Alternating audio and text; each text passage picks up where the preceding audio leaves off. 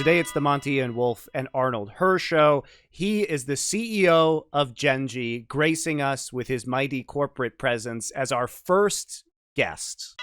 I think we should probably start with the construction of this roster because you made some really big moves in the offseason, and I'm sure a lot of fans are interested as to why and how you assembled this particular core of players. You guys still haven't lost a best of 3. You've only lost one game. You're 12-1. We already have maybe 10 different scenarios even for next year now, right? Like the stakes have changed. Like I think even last year when we already had multiple scenarios that we were playing out because you kind of how fast, especially the LCK market moves. So the one thing that's different about LCK versus LCS, LPL is that they actually start basically very, very late compared to other regions. So if you don't already have the different scenarios in play, like in your head, how much budget you're going to have, how much you can negotiate every single contract, who you want to sign and don't want to sign, who's friends with who, if you don't have that stuff already all planned out, like literally on the time that the market opens up, you're screwed.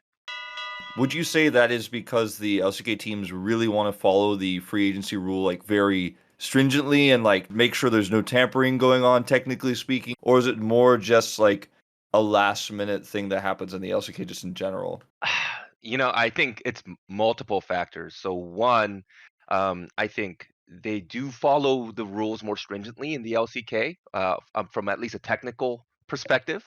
Number two, Korea's culture is, 82, pali pali. Like everything here is last minute, but like done very quickly and efficiently. So you better be ready.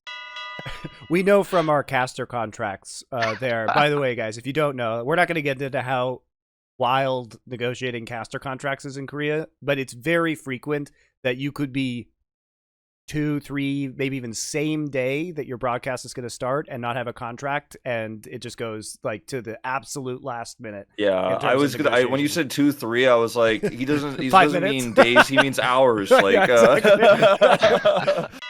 Trying to go after Chovy was just complete hell nonsense. Like every org in the world is after him. Yeah. And a lot of them are much more unscrupulous, let's say, as in they are messaging him in like second game into the season, right? Like there's some like shady stuff that a lot of other people not in the LCK are doing.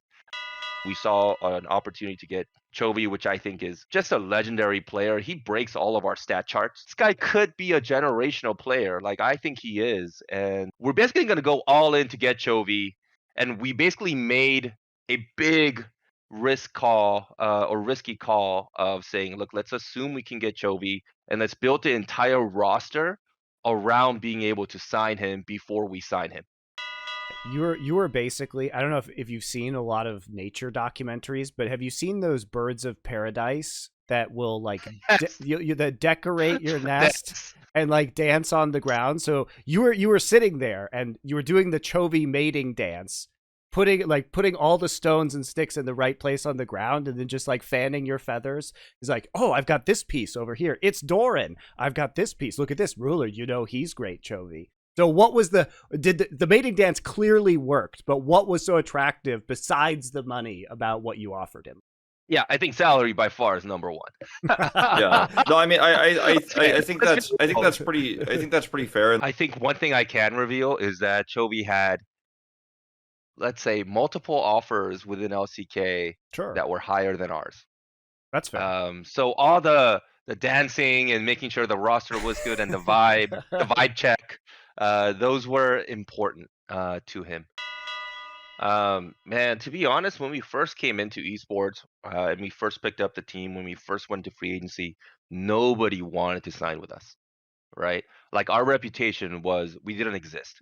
And they said, hey, why don't I sign with an OG gigantic conglomerate team, a name, there's multiple here. And that's what they felt that they wanted to do. And it took years and years of just kind of on the ground building our reputation up as, yes, we take care of our players. We do some fun, cool stuff.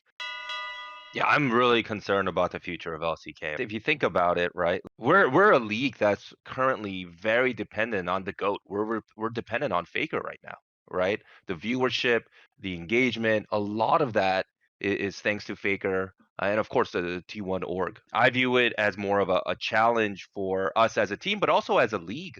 Is like, okay, how can we leverage this period where there's a lot of eyes and attention and focus on us? Um, and what can we do to figure this out? The LCK is losing versus the LPL, right? On almost every facet possible, right? Whether it's audience, whether it's marketing, whether it's competitive, whether it's actually even the sponsorship dollars, right?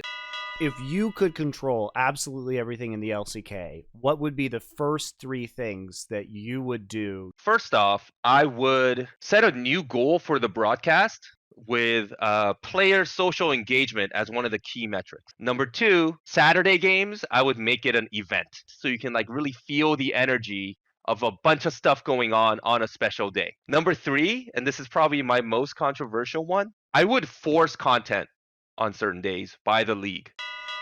How did this happen? Like, what was the process of you being convinced to swap roles? The first person that mentioned this was LS, actually, back when he was still on the team. And then Right. right after the playoffs ended, it was clear that Summit and the support situation had to change, so they removed Summit and removed supports.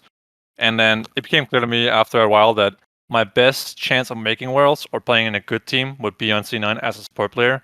So I thought I'd rather play support in C9.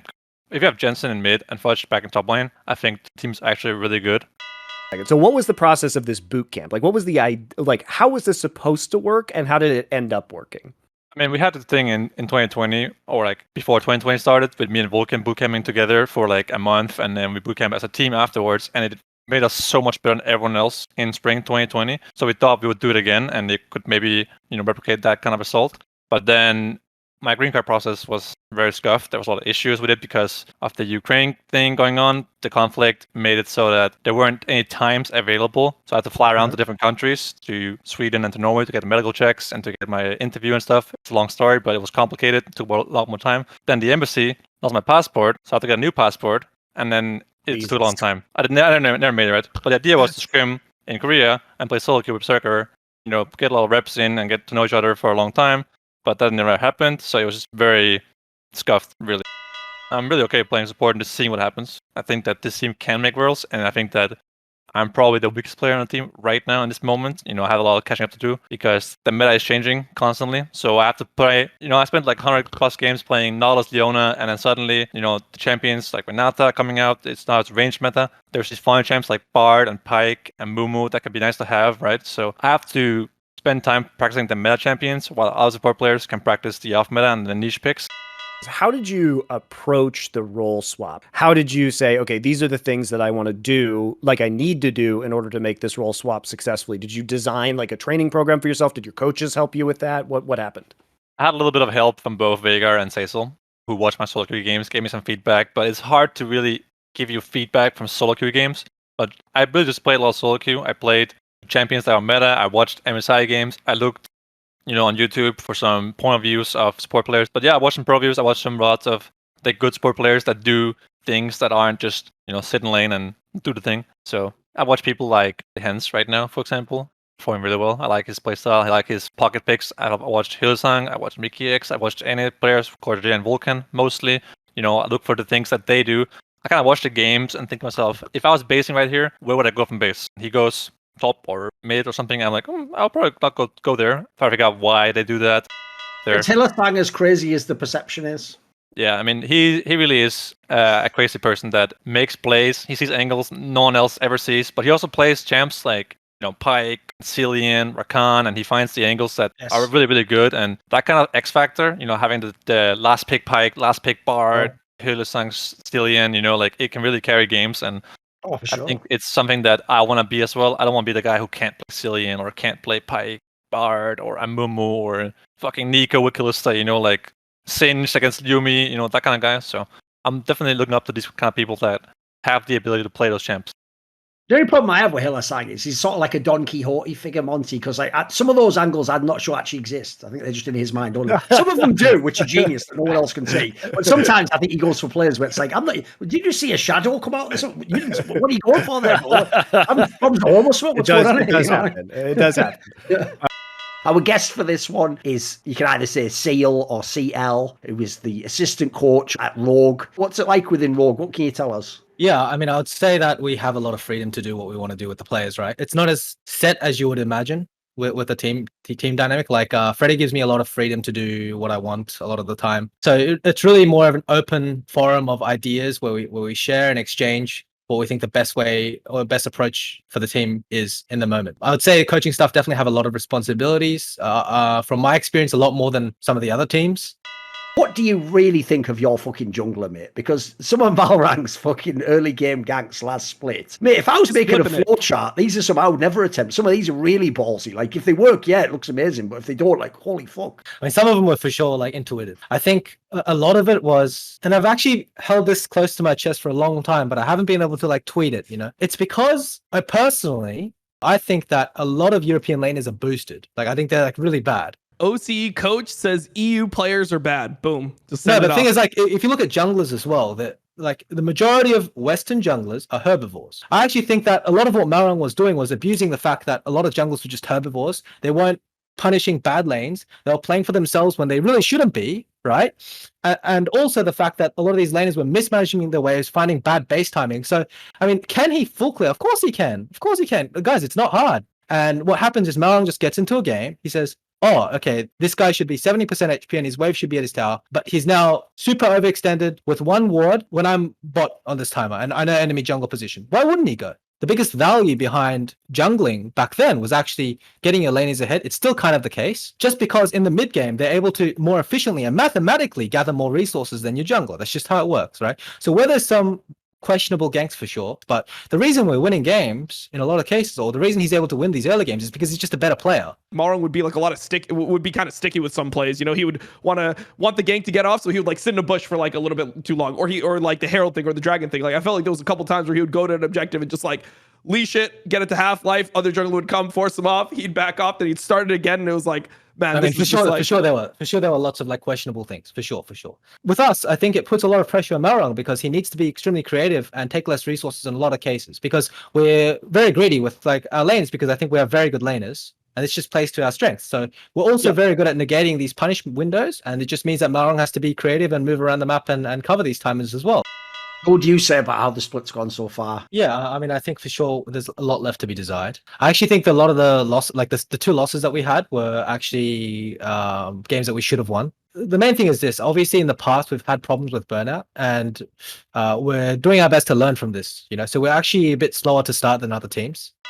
It's just sometimes you are prepared. Sometimes the other team just plays better, and I think that just was the case. I don't think it was like a choke thing. Well, as you said, it's only your first year in Rogue. You'll find out in the year 2 and 3. So, yeah, okay. Thor, what's your take on that? Before we even move on, like, do you buy it? Listen, I don't buy it, but just because it goes totally against my philosophy. Like, listen, I do agree. It's not like when Rogue loses, like everyone is a choker. First of all, I don't think that even works like that. Like, for example, I've seen from CSGO, you can get players that individually will clutch their whole career and put them in the wrong team together, and the team collectively becomes unclutch or a choking team. And like that's one of the weird things about dynamics of personalities and playing styles and stuff. So, like for example, the thing he said about comp there, I'll give you a little angle on that. If you remember in the comms in the final, I forget if it's after game 1 or game 2, there's a point where comp says something like, I feel like I haven't even played League of Legends yet. Game right? 2. That's not choking, that's tilting. That's like you're just frustrated, like, fuck dude, we're on game 3 of the final, I haven't even got to play yet, like I'm AD carry, I haven't had a chance in the game. Like, even if he says it in like it's just a joke or whatever, like you don't verbalize that if there's not something behind it. So like for me, someone might have choked, someone might have tilted, the staff might just be going, oh, she's in a bad game. Because here's the problem with that angle, right? When you said that there, Seal, I joked, but there's a grain of truth in it. It's only your first split. So it's all well and good you going, just had a bad day, didn't we? Mate, all fucking Rogue has in finals is bad days. All they have in upper bracket finals is bad days. The best day in the history of the Rogue organization in League of Legends thus far Fnatic series. is that sweep over Fnatic, right? That was almost a fucking sweep by Fnatic. If that's your best day ever, then here's the problem. I'll spin it. I'll go full authority. You ready? You've brought the fucking demon out now, mate. Don't do it if you don't want it. Here's the fucking, here's the angle for you, right? Here's why you should want me to call Rogue players chokers. Because do you know what they are if they're not chokers, Seal? Just fucking second best, mate. They're not good enough. When I call them choker, I'm actually giving them the respect that they might have been the best team that day, that Larson might deserve to win the LEC, that Adoam they might have had a tortured career. Because if he isn't a choker, if there isn't some other intangible affecting them, they're just fucking not as good. They're just worse players. So take that to the bank if you want. Fucking stamp it and go fuck off and get your silver medal if you want. But if you want to have the gold medal, one, fucking own your mistakes and actually improve them. Don't go, oh, hope that doesn't happen again. What hope? Motherfucker, you build that wall brick by brick. You don't just go, hope it just works out. And then secondly, like, if you're fine with being considered second best, cool, do it then. But here's the other thing. I don't give a fuck about second best, mate. It's win or bust.